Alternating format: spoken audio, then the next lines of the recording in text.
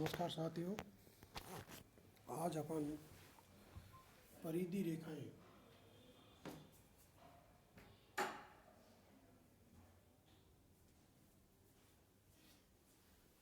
Ridge line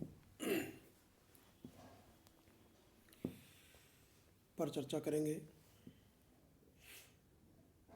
परिधि रेखाएं आर्थिक क्षेत्र को अनार्थिक क्षेत्र से अलग करती हैं। परिधि रेखाएं दो प्रकार की होती हैं, निचली परिधि रेखा और ऊपरी परिधि रेखा, लोअर रिज लाइन, अपर रिज लाइन। तो देखिए, पहले अपन निचली परिधि रेखा को लेते हैं। निचली परिधि रेखा श्रम व पूंजी के उन विभिन्न संयोगों को मिलाती है जहां श्रम की सीमांत उत्पत्ति MPL शून्य होती है या जहां समोत्पत्ति वक्र क्षैतिज अक्ष के समानांतर होते हैं। तो निचली परिधि रेखा का मतलब क्या हुआ कि निचली परिधि रेखा श्रम व पूंजी के उन विभिन्न संयोगों को मिलाती है जहां श्रम की सीमांत उत्पत्ति MPL 0 होती है या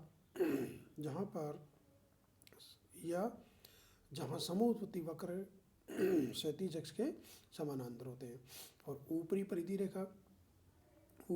रेखा यानी कि श्रम व पूंजी के उन विभिन्न संयोगों को मिलाती है जहां पूंजी की सीमांत उत्पत्ति MPK 0 होती है, शून्य होती है, या जहां समोत्पत्ति वक्र उदग्र अक्ष के समानांतर होते हैं।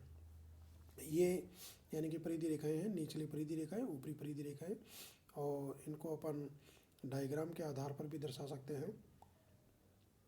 यानी कि डायग्राम में यानी कि दो परिधि रेखाएं हैं, ऊपरी परिधि रेखा, निचली परिधि रेखा, और निचली परिधि रेखा के दाएं और श्रम की सीमांत उत्पत्ति ऋणात्मक है, यानी कि श्रम की सीमांत उत्पत्ति ऋणात्मक है। MPL इज लेस देन 0 है, अतः यह श्रम की तीसरी अवस्था है तथा पूंजी की प्रथम अवस्था है। और ऊपरी परिधि रेखा के बाईं ओर पूंजी की सीमांत उत्पत्ति ऋणात्मक है, अतः यह पूंजी की तीसरी अवस्था है तथा श्रम की प्रथम अवस्था है।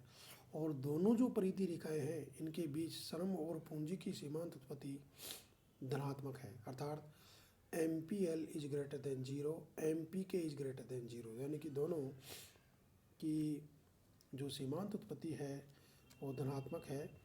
यह श्रम व पूंजी दोनों की क्या है, द्वितीय अवस्था है।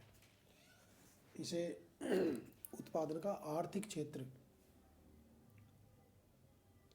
कहा जाता है। और एक विवेकशील जो उत्पादक है हमेशा उसी क्षेत्र में उत्पादन करेगा।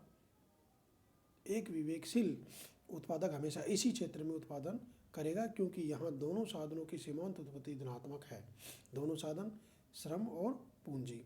तो MPL और MPK जो दोनों साधनों की सीमांत उत्पत्ति वो धनात्मक है।